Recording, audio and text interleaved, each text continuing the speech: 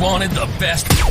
You've got the best podcast, the hottest podcast in the world. The Chris Voss Show, the preeminent podcast with guests so smart you may experience serious brain bleed. The CEOs, authors, thought leaders, visionaries, and motivators. Get ready. Strap yourself in. Keep your hands, arms, and legs inside the vehicle at all times, because you're about to go on a monster education roller coaster with your brain. Now, here's your host, Chris Voss. Hi, folks. Chris Voss here from the ChrisVossShow.com, the ChrisVossShow.com. Welcome to the big show, my family and friends. We certainly appreciate you guys being here.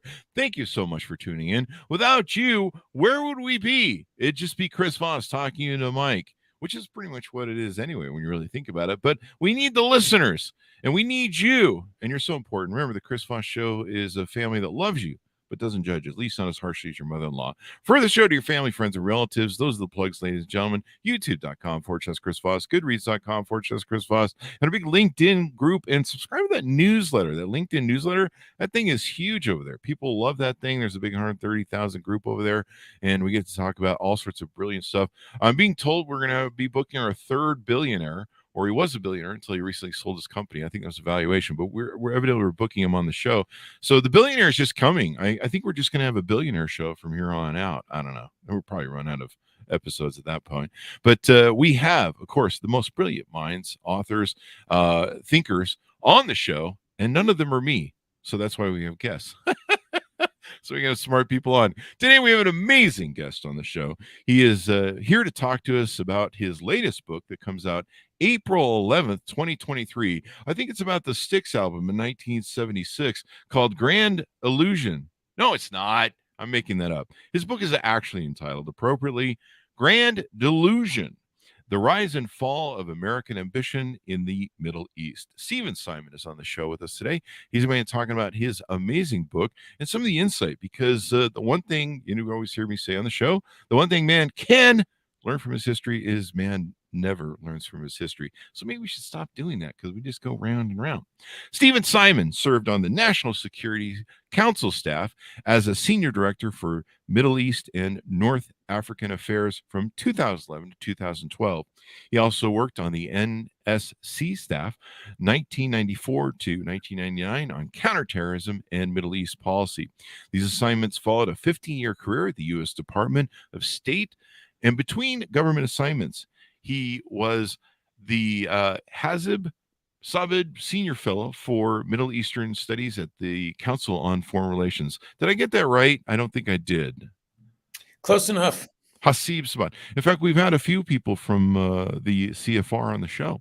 He was an analyst for the RAND Corporation and a deputy director in International Institute for Strategic Studies.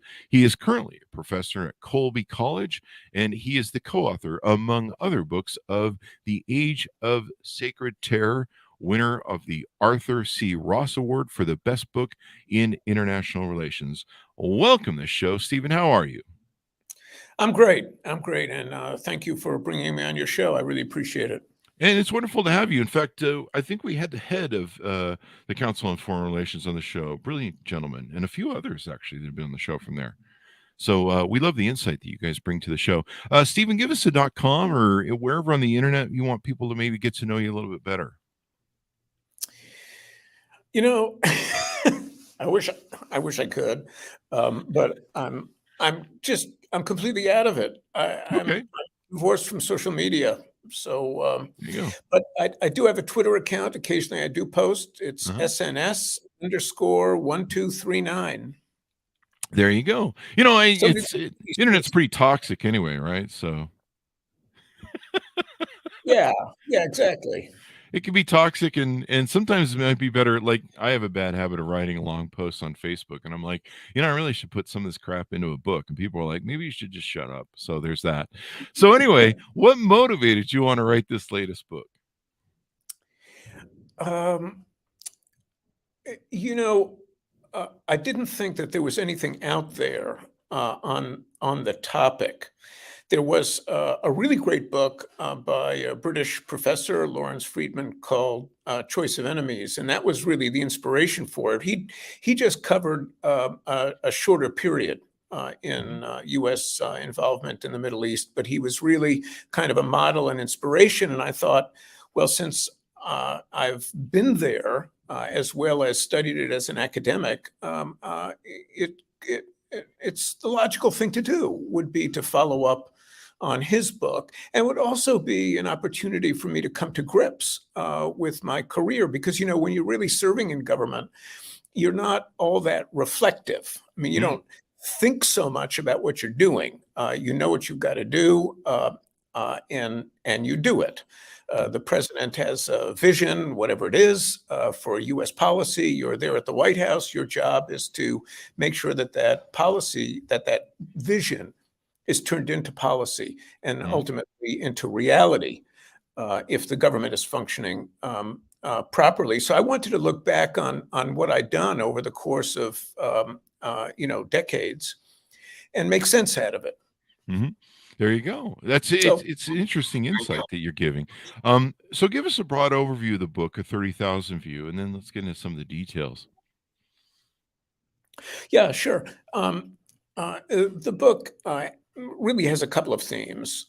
One is that U.S. policy since really the end of the Carter administration, but mostly the beginning of the Reagan administration, which is to say 1981, when he was inaugurated, was regulated by big ideas.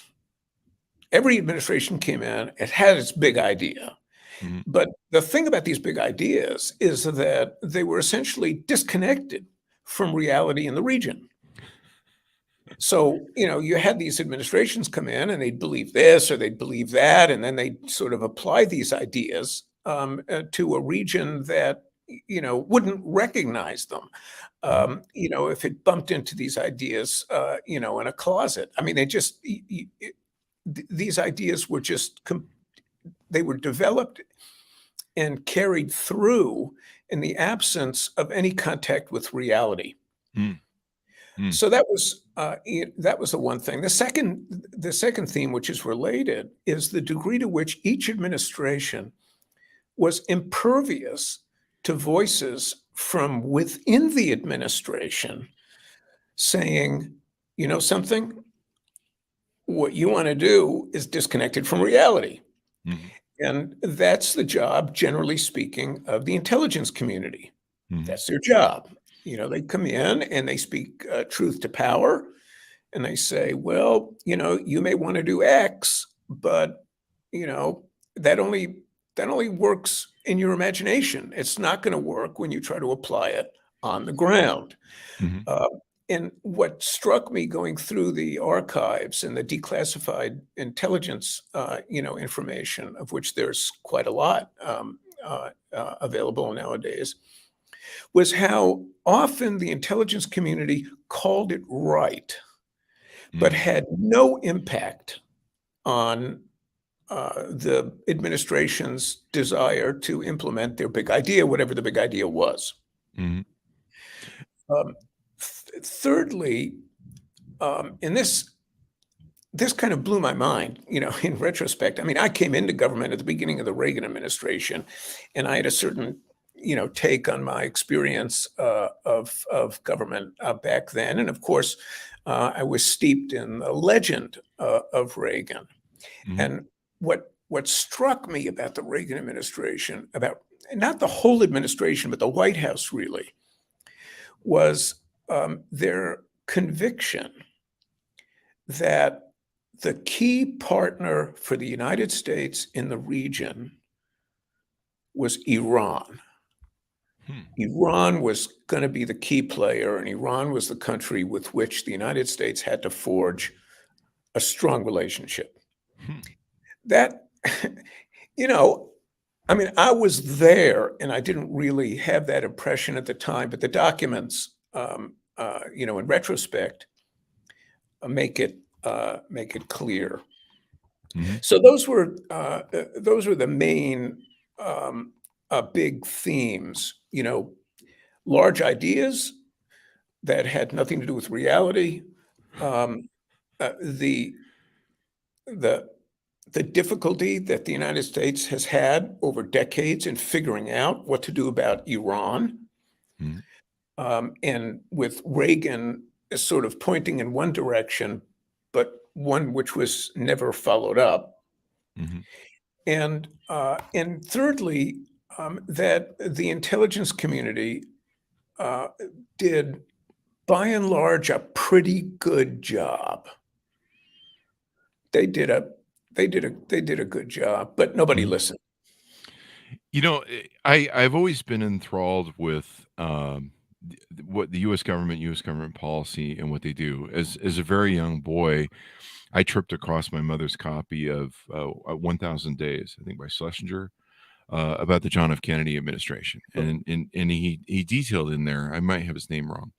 He detailed in there, what the Kennedy administration went through, a bit of the deception or what was apparent deception by, I believe, the CIA, in the Bay of Pigs, and how he dealt with that, and of course how he used that data to process and uh, and to deal with the crisis, the Cuban Missile Crisis.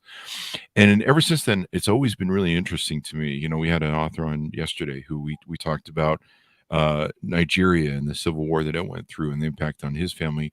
But part of that was the imperialism of the United Kingdom and American stance. And, looking through history of how American presidents and American administrations have tried to put their fingers on the scale, from everything from CIA assassinations to, us mucking up governments, Iran, of course, the Shah of Iran, and how we tried to game our support there, Cuba as well.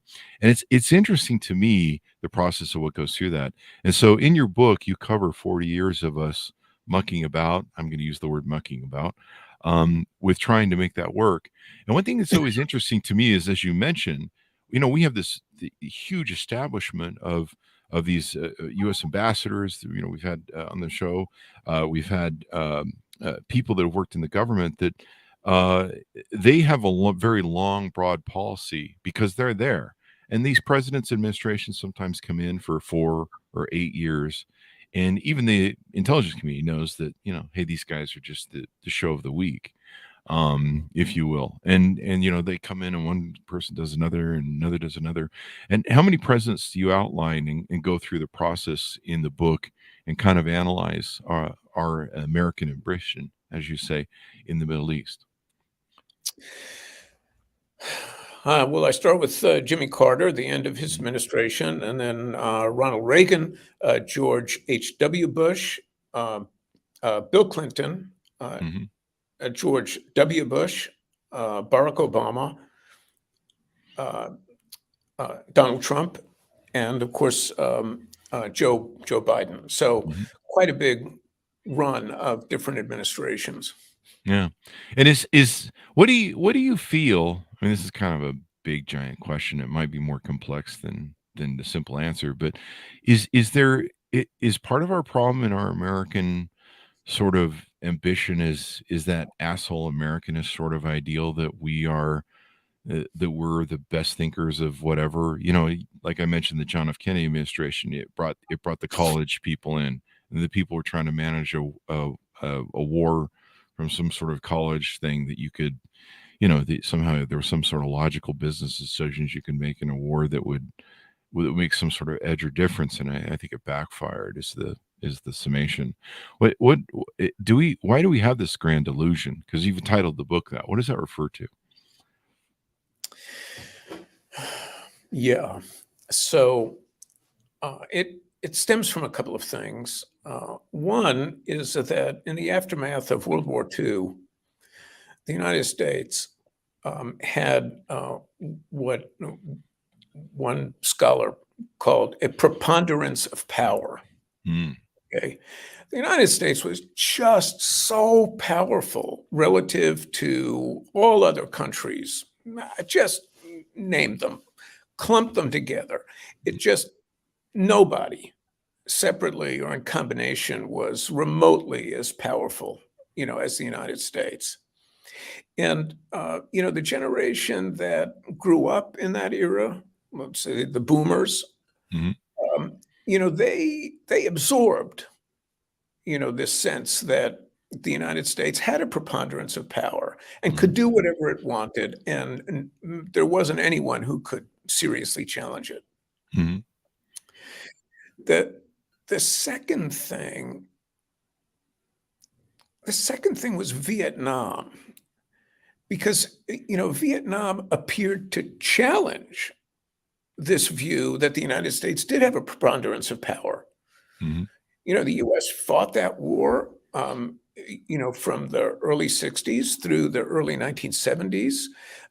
We suffered almost 60,000 KIA, killed in action.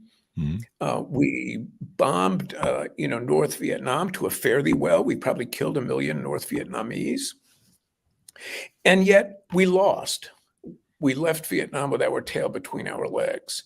So, the generation that my book talks about tries to reconcile these two facts: the preponderance of power that they were led to believe the United States possessed on the one hand, and this defeat that they suffered in Vietnam on the other, which was a traumatizing event in American history. Yeah. So they tried to reconcile these two ideas, and the way they did it was by pursuing two goals. The one was to erase the memory and the shame of Vietnam and show that the United States could be a power overseas and truly reflect its ability to create reality, Mm-hmm. despite the disappointing aberration of Vietnam. Mm-hmm. That they could do it. And this was a driving motivation for this generation, and it led to a number of wars in the Middle East. Mm-hmm. I mean, but really before Reagan, and especially during Vietnam, the United States didn't want to do anything in the Middle East. Mm-hmm. The British were still a power in the Middle East, and they could sort of deal with security problems. They didn't really have to worry about access to oil because, the British were in the Persian Gulf, and they would block the Soviets from somehow materializing in the Middle East and stealing our oil.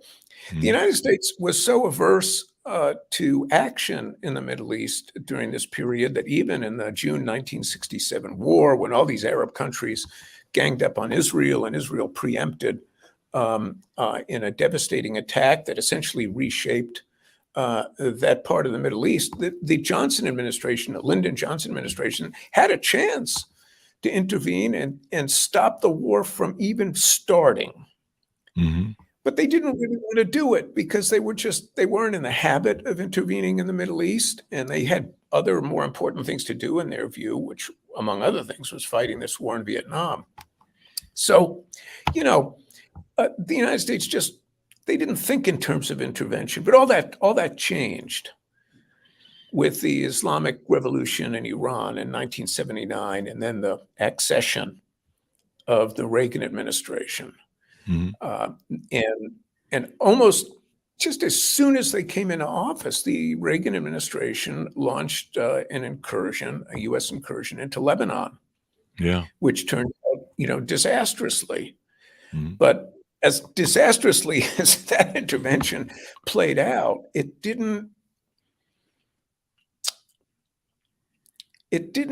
seem to contradict, in the minds of this new generation of policymakers, the conviction that the United States could do whatever it wanted in the Middle East. So anyway, I think that's where it really comes from. There you go. And so you walk through Reagan and all the different presidents since that have tried to, been the people that, hey, we're going to bring peace to the Middle East. I mean, I've been hearing that for 40 years, and it's kind of become almost slapstick or comedic, because you're like, oh yeah, you're going to solve the Middle East problem. Up until Donald Trump and other places, you saw Bill Clinton had that famous Israeli-Palestinian moment on the lawn where they got everybody shake hands with everybody. And it's really interesting how we just keep going back to that. Is the large part of your book cover, George W. Bush, the incursion into taking Iraq in a bit of war of some people call us being imperialistic when we do that, or empire building. I know in the it seems to me, and I can't remember the names, but there were certain people that traced through a lot of these administrations, especially the Republican ones, that had. I know during the George Bush administration, the W. Bush administration, I believe there was actually a document of empire building, I think it was called, and I believe some of the specters of those people behind the document, Rumsfeld and other people, and I'm thinking of another name. They have gone through many of these administrations. You look at who's the gentleman with the mustache. In fact, we famously joked with Dr. Richard Haas, who came on the show, about the mustache, and he was actually the proponent between, he always wants to go to war with Iran. Was there truth to some of these documents and some of these proponents that went through administration that consulted with the presidents that constantly have this attachment or issue with trying to empire build in the Middle East and bring sort of an American imperialism to it? Yeah. So, imperialism is a loaded word. So I just avoid it because it gets people's hackles up, one way or another. So, there's this debate over, so what's actually imperialism? I don't know. Those are deep waters. No reason for us to wade in there. But for sure, there were two U.S. interests in the Middle East that drove American involvement, certainly in the years from 1980 virtually to the present. And the two interests were oil. Okay, everybody kind of knows that, but you really got to stop and think about it. I mean, when the U.S. Declared its interest in Persian Gulf oil, it really needed that oil, not for itself, not for the United States, but it needed it for the Europeans who were seeking to rebuild after World War II. And the idea was, well, if the Europeans didn't have plenty of cheap oil and a reliable supply of it to rebuild, then Western Europe would fall victim to communism. So, the importance of Persian Gulf oil was that it underpinned the Western position in the Cold War. And so that was existential. People thought that was just, incredibly important. It didn't get more urgent than that. And then the other interest was Israel. Israel was established in 1948. In the wake of World War II and these horrible, the horrible Holocaust and the attempt by the Germans to erase the Jewish people in Europe, there were a lot of, Jews who managed to escape Europe, or who, Hitler didn't get a chance to kill before Germany lost the war. They needed a place to go, and frankly, neither the United States nor Britain wanted to let them into their respective countries. So it made sense to send them to Palestine, which is where the Jewish survivors seem to want to go. And then it became a responsibility for the United States to safeguard this new state and see that it survived against the odds in a very hostile region. So two big interests. These were strongly held interests. In the case of Israel, it was supported by a strong domestic constituency. So it was a domestic political issue as much as it was a foreign policy issue. Mhm.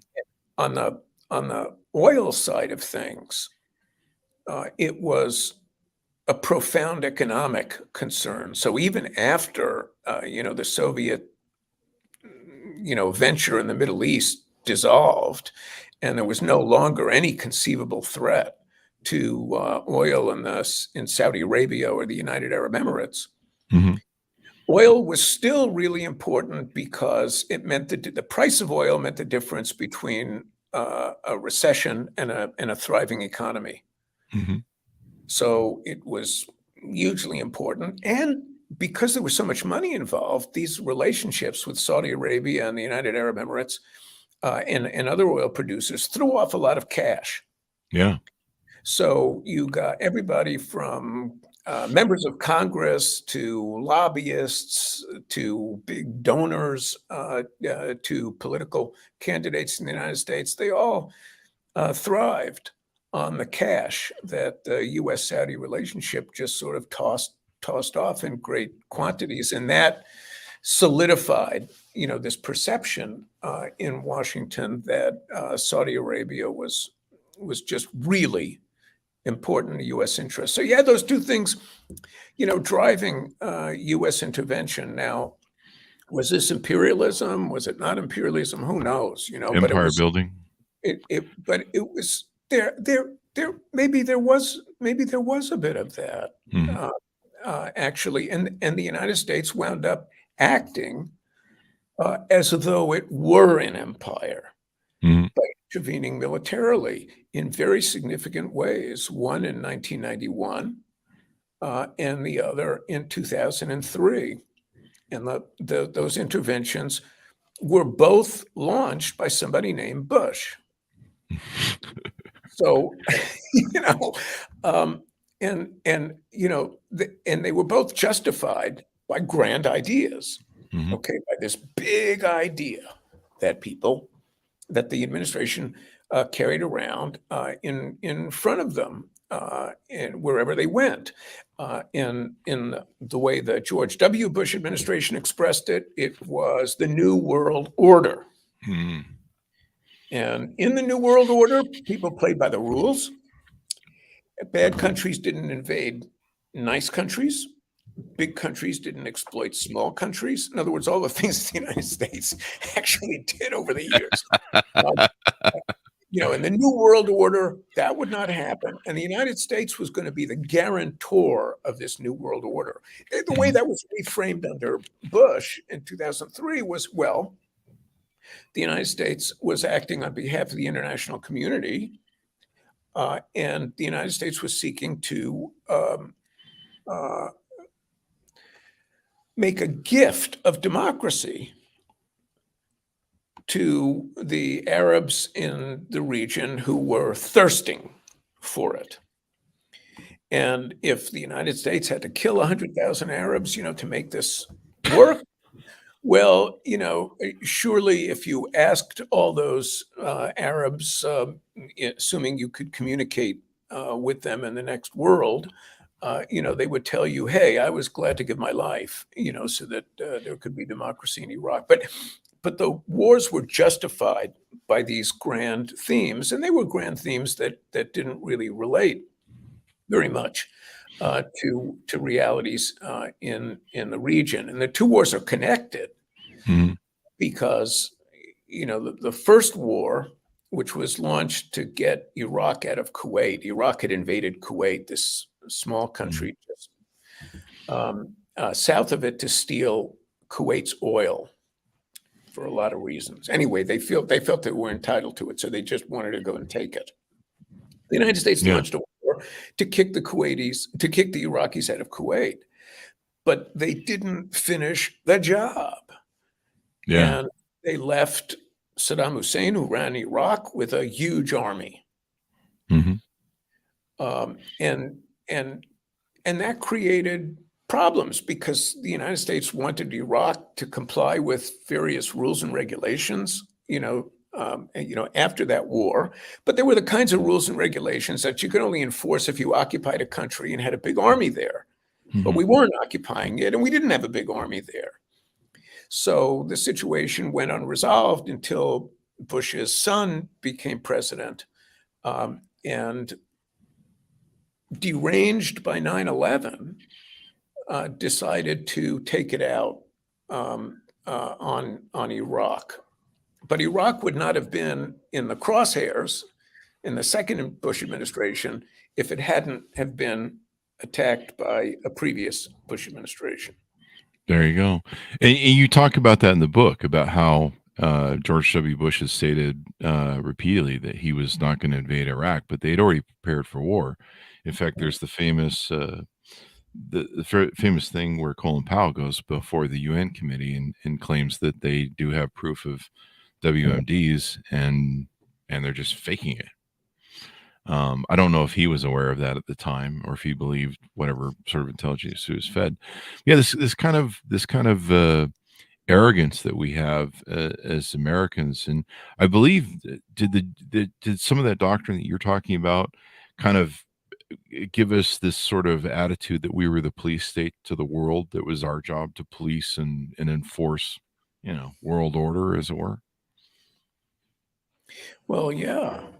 And the United States had two powerful weapons, it believed, to control things. The one was this enormous military establishment. I mean, truly colossal. And the other was a reserve currency, the dollar. The global economy was structured around the dollar. If you weren't working in dollars, well, that was too bad because you couldn't do any serious transactions. And if you were working in dollars, all those transactions ran through the Fed, the Federal Reserve Bank in the United States. So between control of a global currency and a preponderance of military power, the United States had tremendous tools, but at the end of the day, they proved to be a delusion. Yeah. Because the wars that the United States fought in the Middle East were lost, and its control, over currency, especially in the oil trade, was never sufficient to force Iran to sign an agreement on nuclear weapons that it didn't want to sign. So, you've got these fantastic capabilities, which seem to be the biggest ever in the history of recorded time, but you still couldn't get your way. Yeah. And let me ask you this, because this is important. I don't know if you talk about it in the book, but there's been a lot of discussion that part of the reason for the Iraq War was Saddam threatened to, or was taking his oil off of the dollar. And you mentioned before, that's a big power for us. That's kind of a topic that's come up recently because right now, once again, and I believe China and Russia have been at this for years, but China, Russia, Iran, and are trying to establish a new denomination that can take, can replace the dollar as the thing that everything is bought and traded in the world, especially oil. Is there any truth to that with the Iraqi war and the George Bush administration, that one of the big pushes for, or maybe it was the original George Bush's administration, that the threat that Saddam was going to take his oil off of the dollar, that was one of the reasons we invaded? That that might be true. I'm not familiar with it. But it was the era in which the U.S. weaponized the dollar. And people warned at the time that, there's a reason the dollar is a reserve currency. And the one is that, well, there's nobody who doubts the staying power of the United States, and its political institutions. So already that confers on the dollar, a huge credibility. Mhm.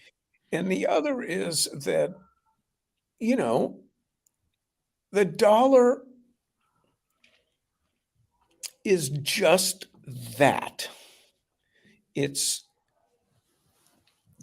it's a currency that enables commerce and transactions to proceed, and the United States understands that the desirability of the dollar is not just owing to the stability of the United States, but it owes to the understanding of the United States that you don't mess with currency. And it's this latter consideration that's become really problematic, for the dollar, and that's Mhm. given rise to this Russian, Chinese, Iranian, cabal to try and establish their own currencies, whether it's the renminbi, the Chinese unit of currency, is looking pretty good in this respect now, because when people want to do transactions, they don't have to worry that suddenly their dollar is going to become toxic, Yeah.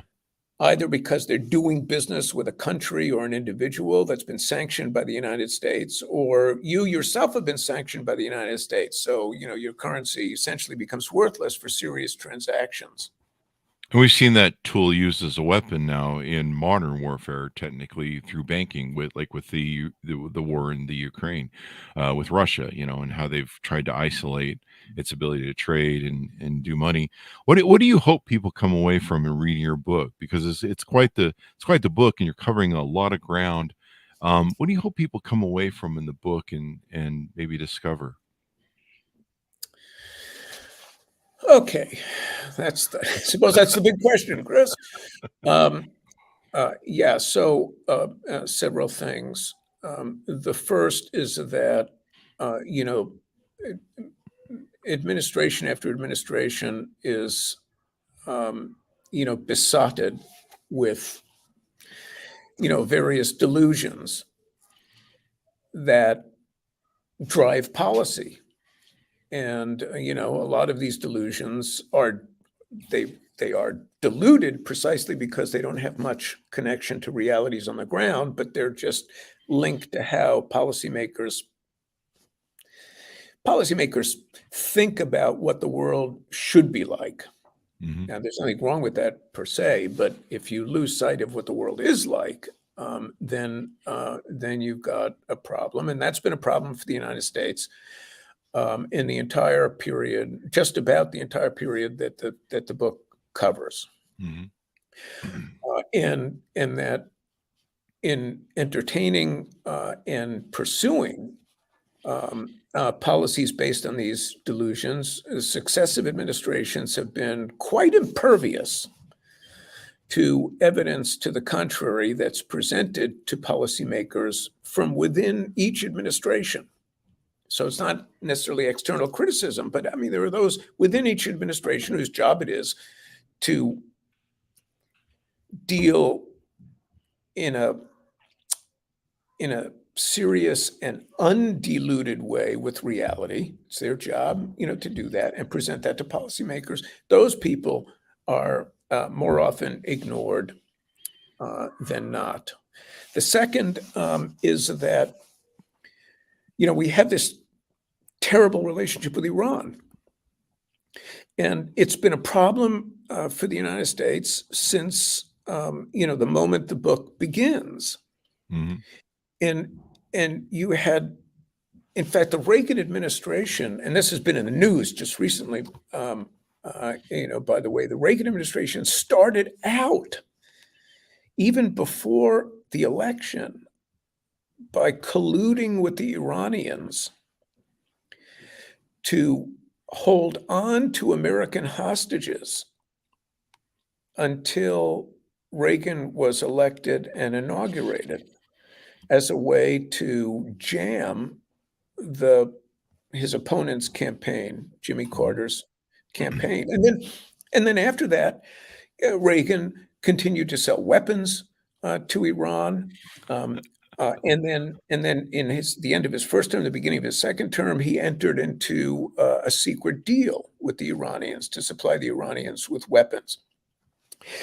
And he didn't do that accidentally. And we know from documents that are available for scholars and others to see that members of the administration argued forcefully that if you look at Iran, the size of their population, the quality of its education, the fact that, among other things, it's not Arab, and so forth. It was the logical ally for the United States. Wow. And ever since then, in each administration, the president either comes in wanting to slap the Iranians around, and then leaves office wanting to hug them, or the president comes in wanting to hug Iran and leaves office, just wanting to kick them in the shins.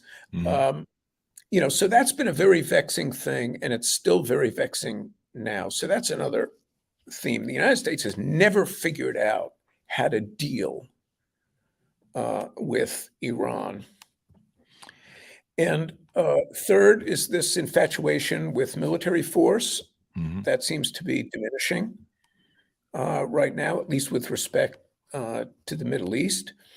But the infatuation with military force was really something, certainly in my time in government, and the history of the period just shows it. And military doctrines like shock and awe could intoxicate policymakers and cause them to think that the United States could do like amazing things and automatically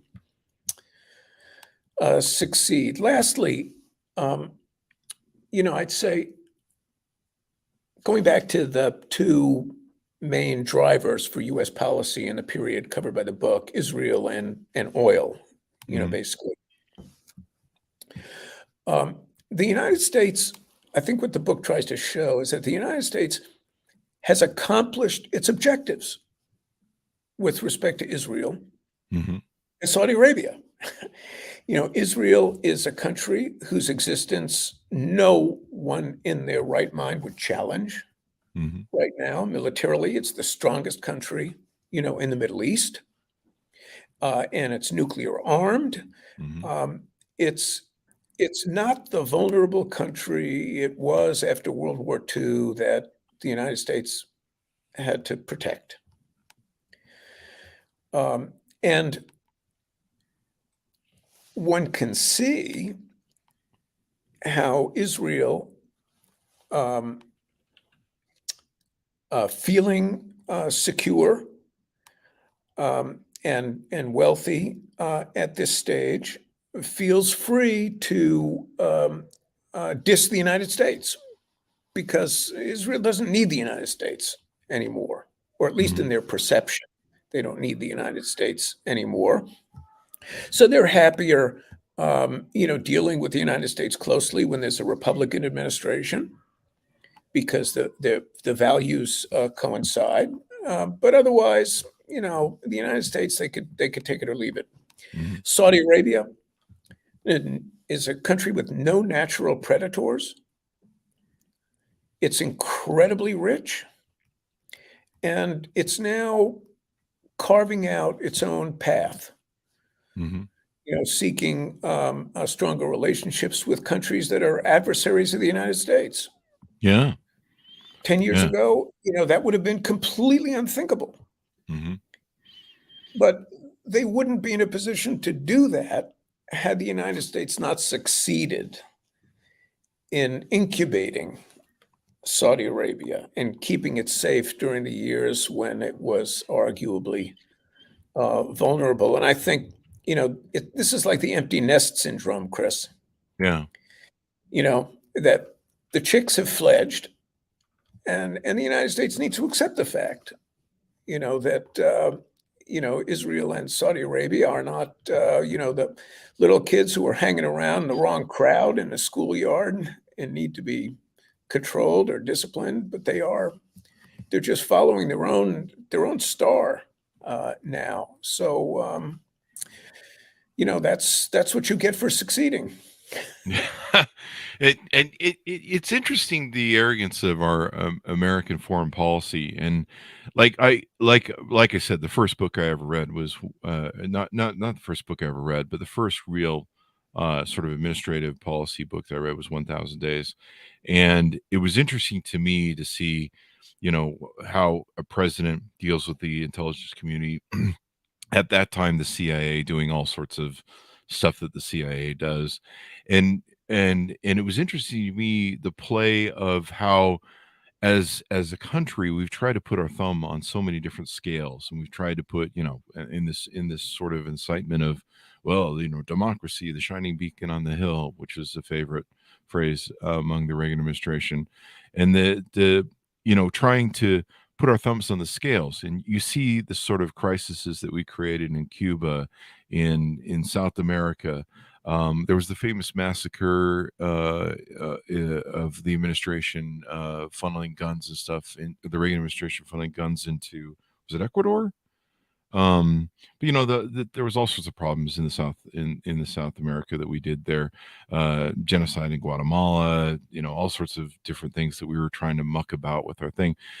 Even when you look at Saddam Hussein, I mean, we built and funded that guy. And then we get bit in the butt. Same thing with what you mentioned with Saudi Arabia. Now, evidently, they're one of the people who it's speculated, may be involved in this new scheme to try and overthrow the dollar as the predominant use of purchasing power in oil in the world.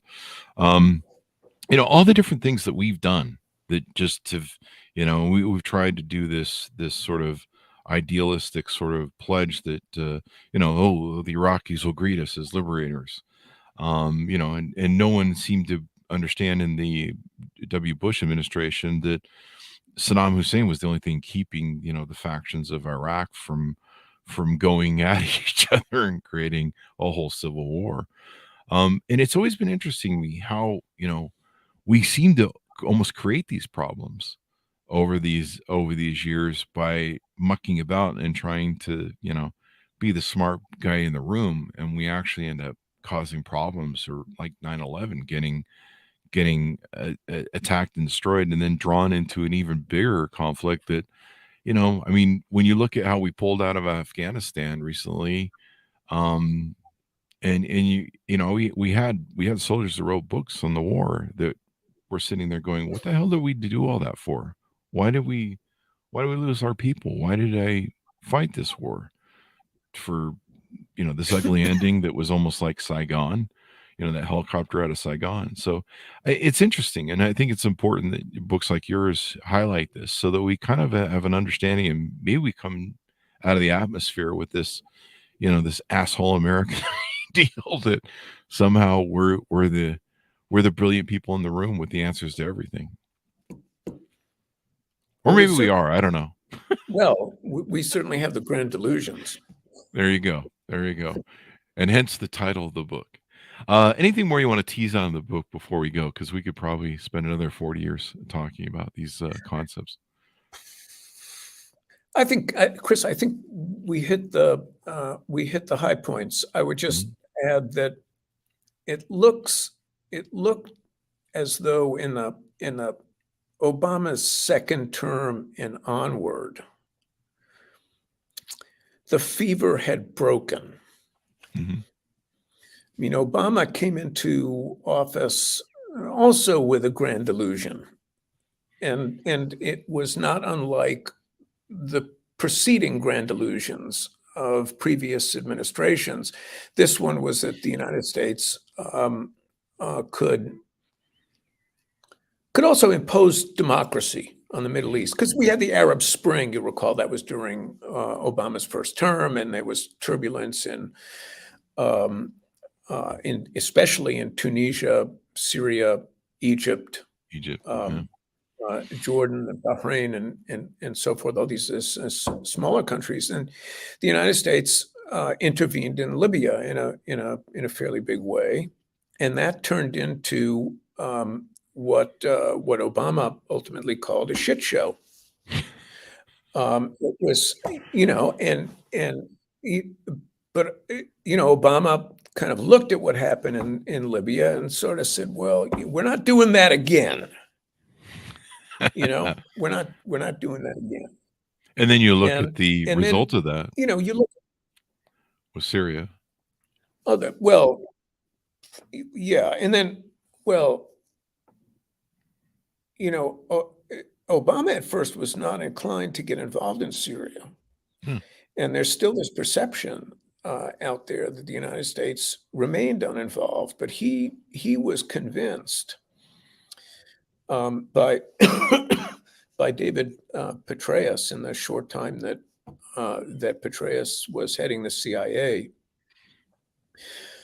during Obama's first term to launch a major effort to arm and train the so-called moderate opposition to the Syrian dictator Bashar al-Assad, and that turned out to be one of the largest such operations that the United States had launched ever. As we can see by looking at the newspaper every day, it didn't work. Yeah. Assad is still there. And the United States is reduced to 900 men and women in uniform in eastern Syria, basically protecting the Kurds and the oil wells there, and that's sort of about it. But I doubt that Obama, if you asked him today, well, was that a good idea? To launch that huge arm and train effort in Syria, and he'd probably say, "Nah, not really." That what it did was drag out a bloody civil war in ways that certainly didn't further U.S. interest, but added, to the vast toll of the war that has been paid by the Syrian people. Yeah. But anyway, if you look at Obama's second term, he's got one he's got one signature policy program in the Middle East, and that's bringing Iran to the table to get control of its nuclear program. And he succeeded in doing that. And many people doubted that he could, but he did, and it was a good agreement. And the Iranians were abiding by it until Donald Trump walked away from it. Yeah. So, but that gets us to Donald Trump, who was mostly in non-intervention mode. And now, we look at Joe Biden and we see more or less the same reluctance to get involved in the Middle East. And this was before Ukraine, okay? And now with the Ukraine thing going on and tensions with China, you could really see why the administration would be distracted from the Middle East. But even before those huge developments unfolded, Biden was pretty reluctant, to put skin in any Middle Eastern game.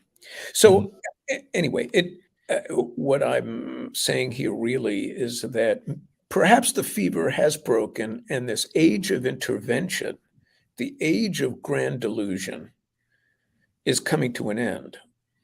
Yeah. And that would be a good thing. Yeah, the interest to me too is it, and like I say, from the moment I read 1000 Days, seeing the chessboard of how things play out.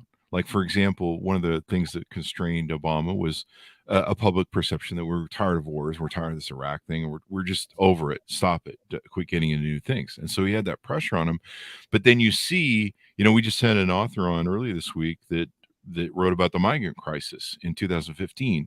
You see how that shaped geopolitical nations that dealt with all these immigrants that came out of Syria and moved the country or countries, especially in Europe and here in America, very dangerously close to fascism and authoritarianism and very right-wingish sort of push because of this, the racism of immigration and other things in dealing with that.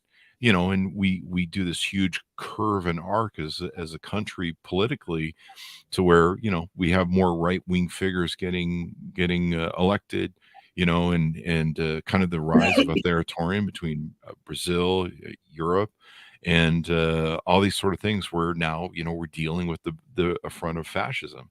And so it's interesting to me how all of the public policy, or the foreign policy that we do in America, has these whole sort of chessboard sort of come arounds. And so that's why I think it's important people read your book and understand how all these things affect. And I read one time, or I think someone said one time, that one of the challenges with U.S. administrations is when they come in, there's kind of this, they feel that they have a mandate, that they've been ordained by the voters to have this mandate, and that they are now the smartest kids in the room, and they're going to fix it all.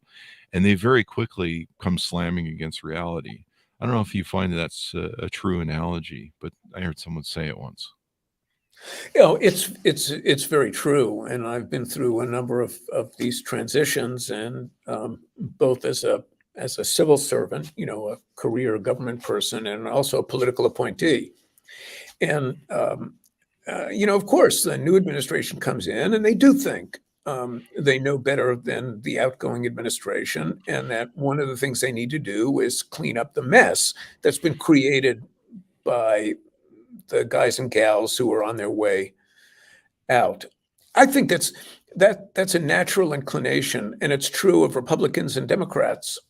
It just seems to be baked into the pie. Mm-hmm. Yeah, there you go. Well, thank you very much for coming on the show. We really appreciate it. And I love these discussions, and they're insightful. And hopefully, I say this continuously as a quote of mine: the one thing man can learn from his history is man never learns from his history. And thereby we go round and round. So it's important that we learn from our history, and that we kind of, try and do better, whatever that means. So there you go. Give us your .coms, or I think it was a Twitter handle that you use, that maybe people can go check you out on the interwebs. You bet.